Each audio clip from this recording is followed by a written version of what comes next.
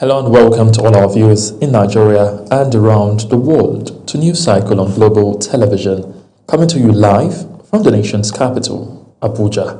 I am Mukhtar Kasim.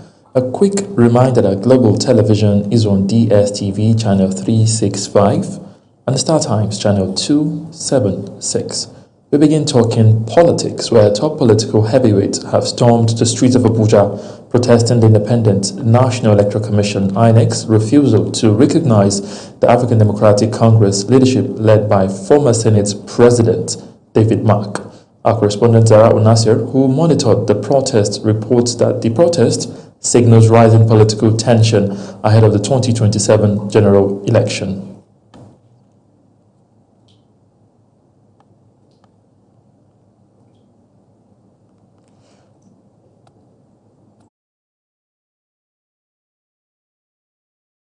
It was a show of political pause in the nation's capital as heavyweights across party lines combat under the platform of the African Democratic Congress. From Maitama roundabout through major streets of Abuja, the protesters marched toward the headquarters of the Independent National Electoral Commission, demanding recognition of the party's leadership. Among those leading the charge were former Vice President Atiku Abubakar, Labour Party's Peter Obi, former Kano State Governor Rabiu Kwankwaso, alongside Rotimi Amechi, Rauf Aregbesola, and Aminu Waziri Tambuwal, among others. Addressing journalists after the match, Senator David Mark maintained that the protest was aimed at correcting what he described as a misinterpretation of the court's position by the electoral body. We hope to achieve a lot. We just told INEC in plain language that we don't agree with the interpretation of the status quo ante bellum. Some allies of the Konkosia movement also accused the electoral umpire of bias, alleging unequal treatment in handling party affairs. All people of Nigeria said that we should let Tinubu know that we are tired of APC. We are not going to vote for him because we support ours. We support in Nigeria in 3 years, like 30 years.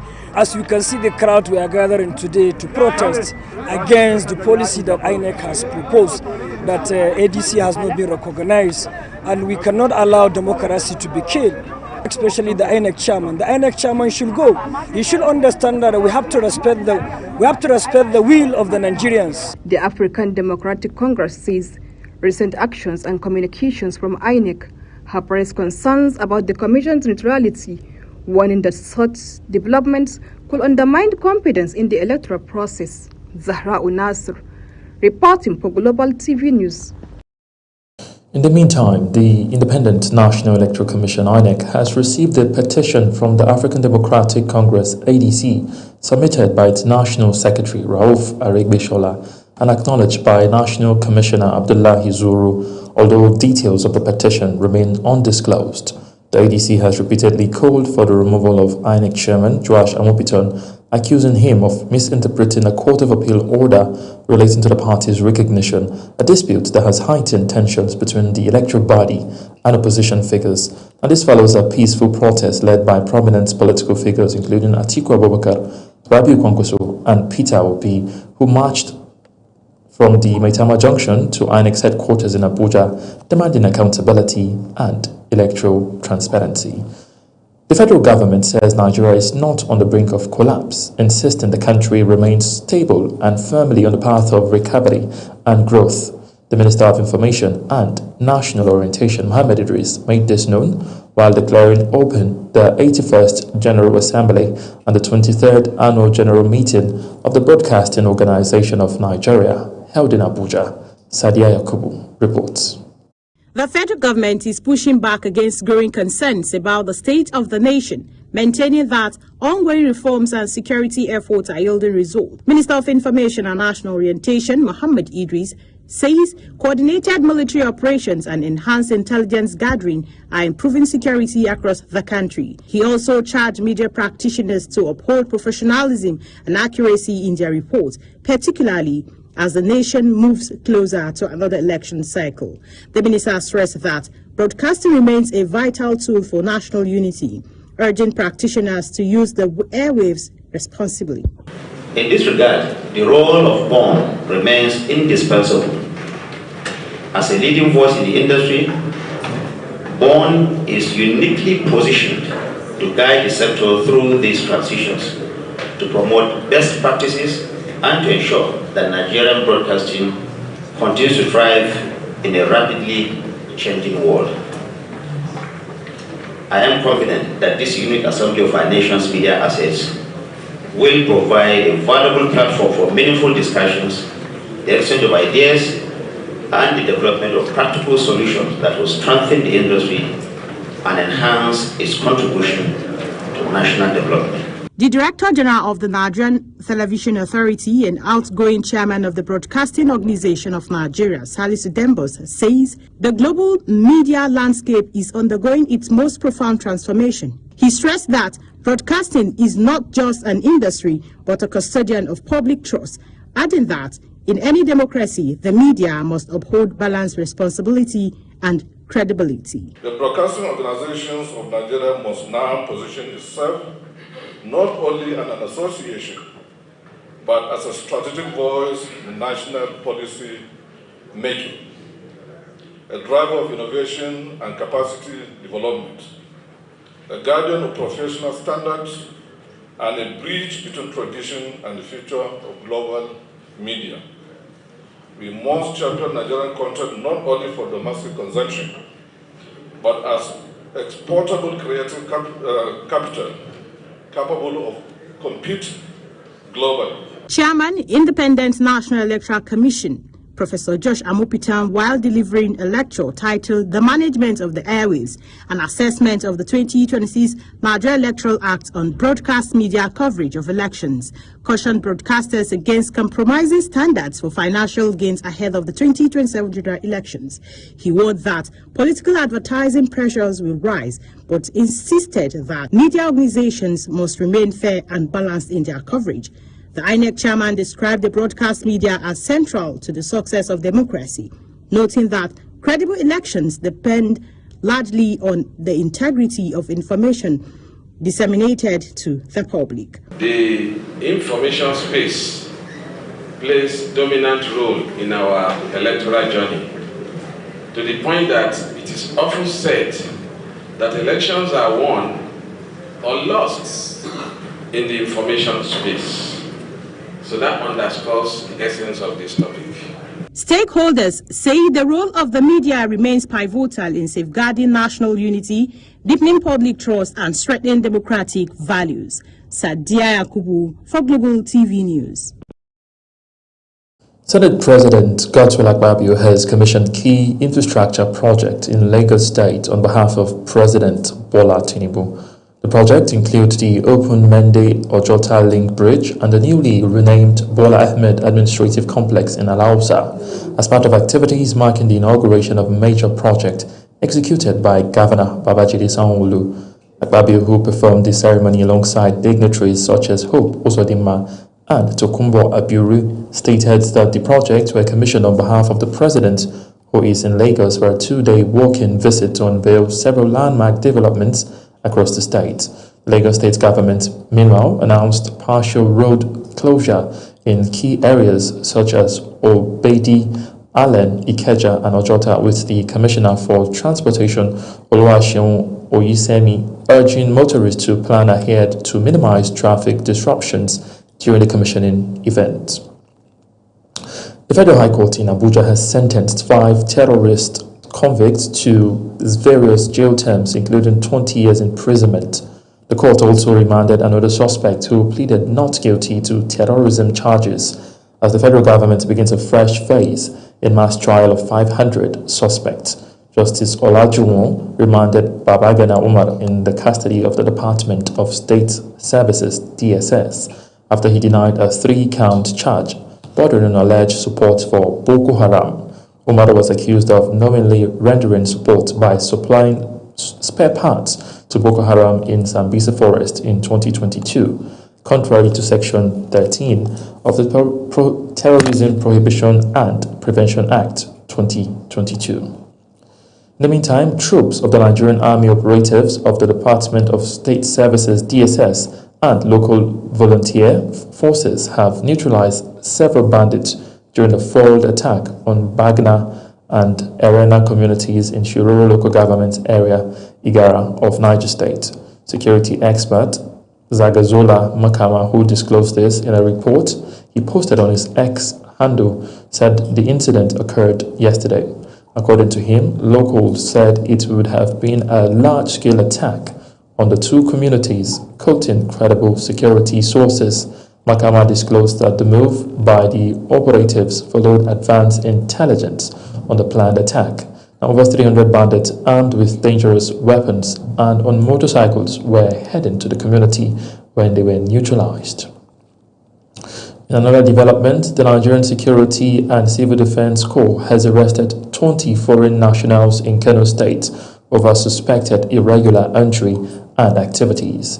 The state commandant, Mohammed Hassan, disclosed this during a press briefing, stating that the suspects were apprehended in Kumbotso local government area.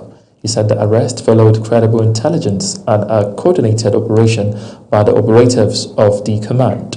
According to him, the suspects, who are from Sudan, Chad, and other neighboring countries, were unable to present valid travel or identification documents at the time of their arrest, raising concerns about their entry into the country and their activities within the state. Away from security to education, where the Academic Staff Union of Universities, University of Jos Branch, has commenced an indefinite strike over the delays in the payment of March 2026 salaries and the exclusion of earned academic allowance.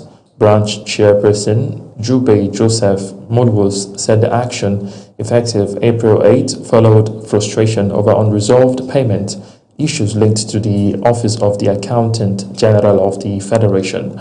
The union warned that continued delays could disrupt industrial harmony and direct members to fully comply with a monitoring team deployed to enforce the strike action.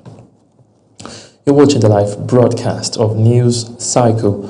News Cycle continues after this weather forecast plus business, foreign, and sports stories on the other side of this break. Please do stay with us. It's good to have you with us.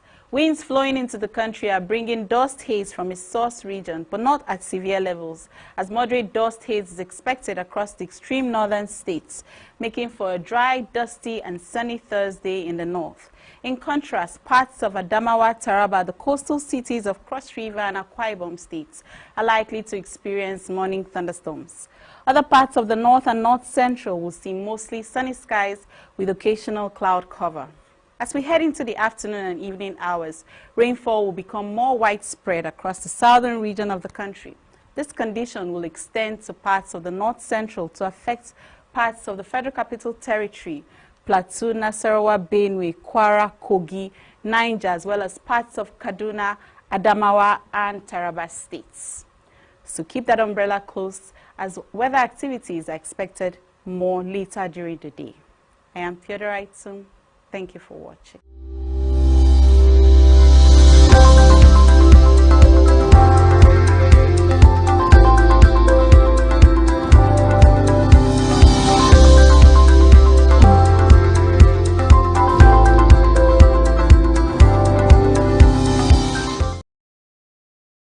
Welcome back from that break. Let's begin the second half of this broadcast with business news, where the Central Bank of Nigeria, CBN, is set to unveil a new payment system vision next month, outlining a strategic roadmap for Nigeria's rapidly expanding digital payment ecosystem over the next 3 years. Deputy Governor, Economic Policy Directorate of the bank, Muhammad Sani Abdullahi, disclosed this at the inaugural meeting of the Payment Service Providers Committee. According to him, the proposed vision, co-created with financial technology firms, mobile money operators, and other payment service providers, would drive inclusive growth, strengthen financial stability, and position Nigeria to sustain its leadership in the global payment space. In the meantime, Nigeria's value-added tax, VAT, drops to 2.19 trillion naira in the fourth quarter of 2025. Nigeria's recorded 2.19 trillion in value-added tax collection in the fourth quarter of 2025, and this represents a 3.7% 0.78% decline from the previous quarter despite stronger year-on-year growth. Data released by the National Bureau of Statistics (NBS) shows a 12.84% increase compared to the fourth quarter of 2024, indicating improved tax compliance and gradual expansion of the tax base. The figures revealed that 1.116 trillion naira from local VAT, 503.13 billion naira from foreign VAT, and 535.73 billion from imports, reflecting sustained revenue distribution. And now to the oil sector, where the Dangote refinery has reduced the gantry price of petrol to 1,200 naira per litre, reversing an earlier increase that briefly pushed price to about 1,275 naira. Now, sources say the adjustment followed a sharp drop in the global crude oil price, with Brent and WTI crude falling significantly amid easing tensions linked to the United States and Iran development. The refinery says it remains focused on ensuring stable supply across Nigeria and Africa, reinforcing its role in stabilizing the downstream petroleum market. Still talking business, the World Bank has warned that rising global oil prices could increase Nigeria's inflation rate by about 3.1% due to higher transport and energy costs. In its Nigeria Development Update, the bank linked the surge to the Middle East crisis, which has driven crude oil above $100 per litre per barrel following disruptions around the Strait of Hormuz. It also noted that the rise in food and fertilizer costs, alongside domestic supply factors, could further intensify inflationary pressures. And now to news making rounds on the foreign scene. Madagascar has declared a 2-week nationwide energy emergency due to severe shortage linked to disruptions from the Middle East conflict. Authorities say the move is aimed at preventing public disorder and stabilizing electricity supply, as the country relies heavily on imported fuel for power generation. The crisis has triggered panic buying and long fuel queues, with analysts warning that supply disruptions could persist for months despite efforts. Still on the foreign scene, James Swan has officially taken office as the new head of the United Nations mission in the Democratic Republic of Congo, MONUSCO. The American diplomat was appointed in early March and succeeds Guinean official Bintou Keita, who left Kinshasa on the November 30th, 2025, after 4 years in charge. Swan is no stranger to the country, as he previously served as United States ambassador to the DRC under President Barack Obama and later headed the United Nations mission in Somalia. He returns to Congo at a particular tense moment, with relations between Kinshasa and Kigali poisoned by the conflict in the east. One of his first major tasks will be to help relaunch the peace process and put into practice the ceasefire, monitoring and verification mechanism set out in the Doha Agreement agreed on 15th November 2025.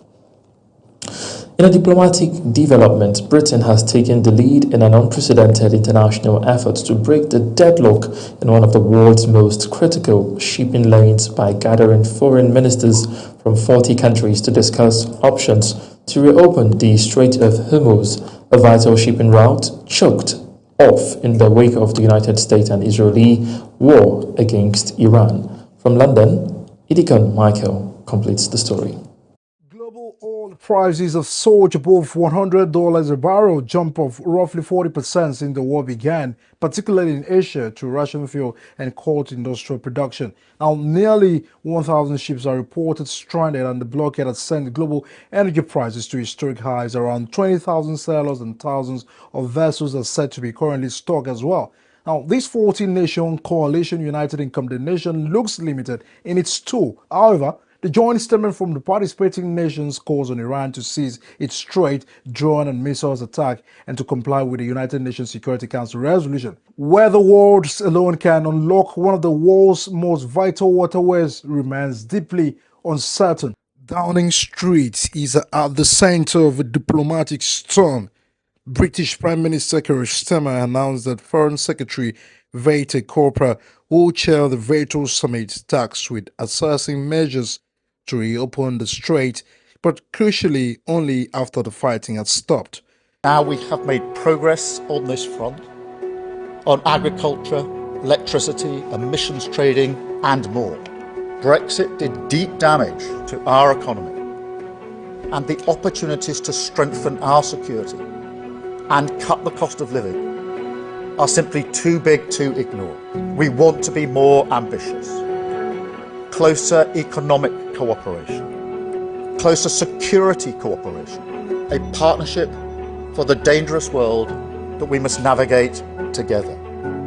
A world where this government will be guided at all times by the interests of the British people. The Hormuz Strait, through which 20% of the world's oil and liquefied natural gas supplies pass in peacetime, has been effectively blocked since the United States and Israel launched strikes on Iran on the 28th of February.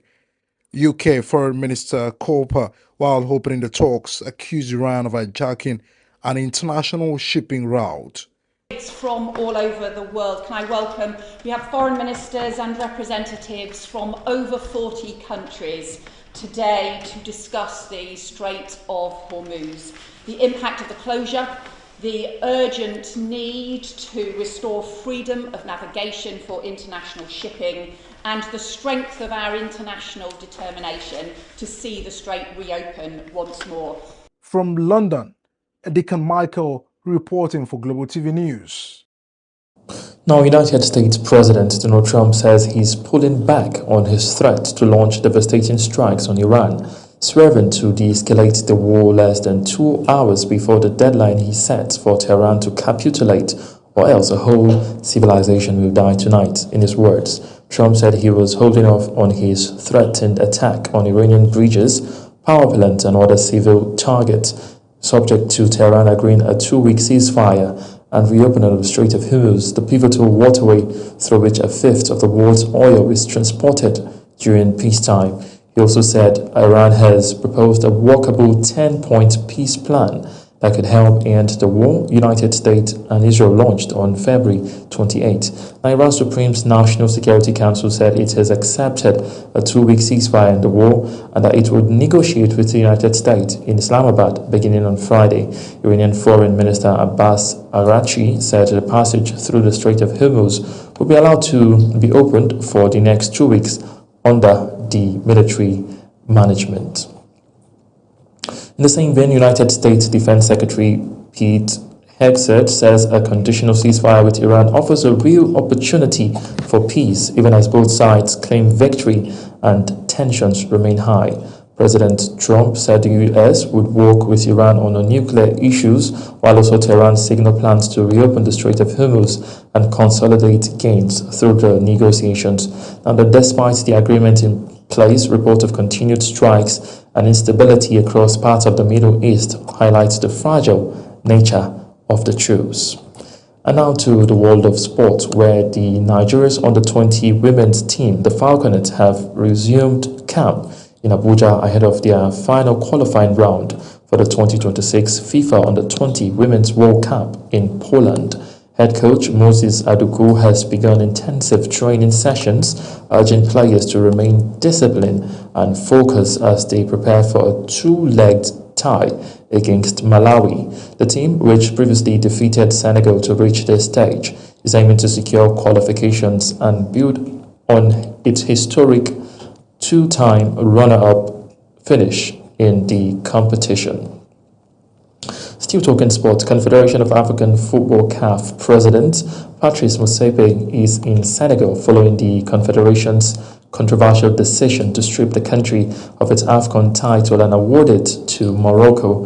And the visit comes amid growing criticism, with Senegal's President Bassirou Diomaye Faye set to host Motsepe for talks aimed at easing tension and promoting unity in African football. The dispute stems from CAF's ruling overturning Senegal's final victory, citing regulatory breaches. The Remo Stars Stadium Ikenne will host the double-header friendlies between Super Falcons of Nigeria and Cape Verde. The two matches are scheduled for Wednesday, April 15 and Saturday, April 18, and both countries will use the friendlies to prepare for the 2026 Women's African Cup of Nations. Nigeria defeated Cape Verde in their previous meeting, a WAFCON qualifier in 2023. The African champions secured a 2-1 away victory in the first leg and won the reverse fixture 5-0 at home. The Super Falcons will open camp in Abuja for the friendlies this weekend.